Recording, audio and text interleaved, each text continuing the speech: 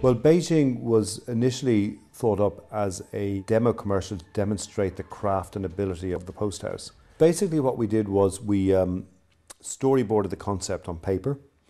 We did a full colour storyboard, cut it together with a music track which we had designed ourselves. Once we had ironed out all the flaws at that stage and that we felt that the commercial was working, we then set about the pre-production stage of the process. We shot it on red because basically the red had the high speed and the shutter speed. So if we were shooting them at full speed, we could shoot them up to 120 frames a second and right down to 50 or 40 or 20 frames a second.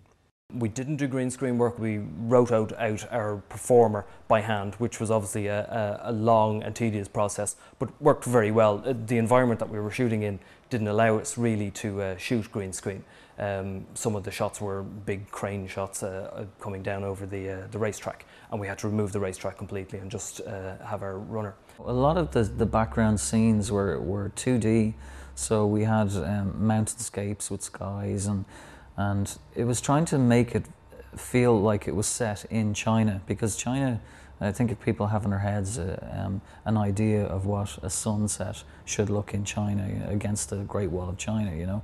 So it was more trying to give that feel that he starts off in an urban setting that's in Ireland and he moves to a different continent.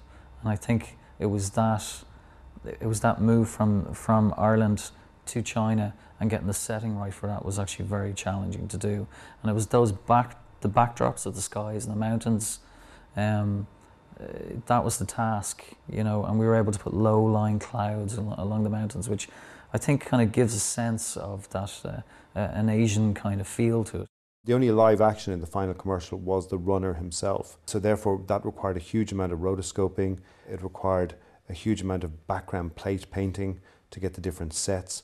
We literally had to paint the opening scene, the scenes on the Great Wall, and also we had to build the stadium at the end so that as he runs, as he's chased by the terracotta army and goes through the gates into the stadium, masking the people, create the ticker tape, and obviously the finish line and the end title. So everything else had to be built, animated, painted and masked.